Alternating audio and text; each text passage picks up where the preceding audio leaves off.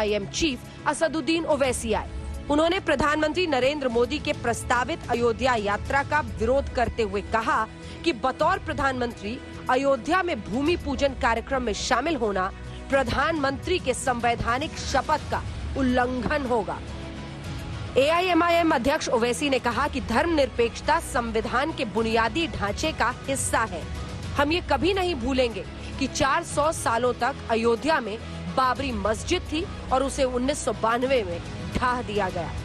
प्रधानमंत्री एक संविधान से जुड़े हुए हैं और वो संविधान का सेकुलरिज्म से, बेसिक स्ट्रक्चर से उसका ताल्लुक है। और अगर प्रधानमंत्री वहां पर जाएंगे बहैसियत प्रधानमंत्री, तो यकीनन ये एक मैसेज जाएगा कि प्रधानमंत्री एक बिलीफ को और एक फेथ को प्रमोट कर रहे हैं।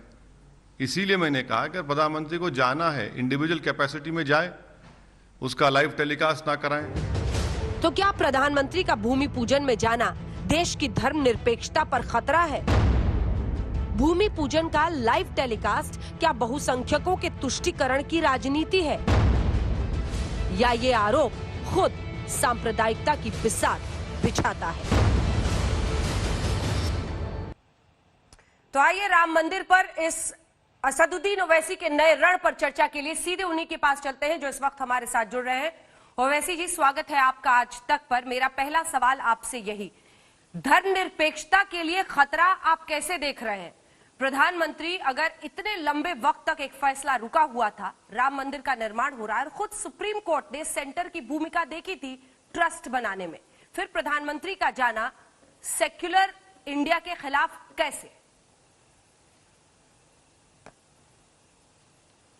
सबसे पहले तो मैं आपको ये बताना चाहूंगा कि आपने इंट्रोडक्शन में कांग्रेस के जो लोकसभा में लीडर का जिक्र किया, एनसीपी के शरद पवार साहब का जिक्र किया और महाराष्ट्र सीएम का जिक्र किया जो शिवसेना से ताल्लुक है।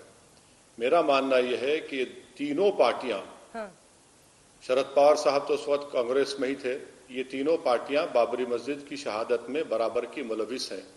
बल्कि जब पूरे देश से अगर मिट्टी जा रही है तो मैं तो ट्रस्ट के लोगों से कहूंगा कि भैया जरा कांग्रेस के हर पॉलिटिकल ऑफिस से भी मट्टी मंगा लीजिए, क्योंकि इन्होंने भी बड़ा रोल अदा किया बाबरी मस्जिद की डिमोलिशन में। और अब आपका जो अहम सवाल है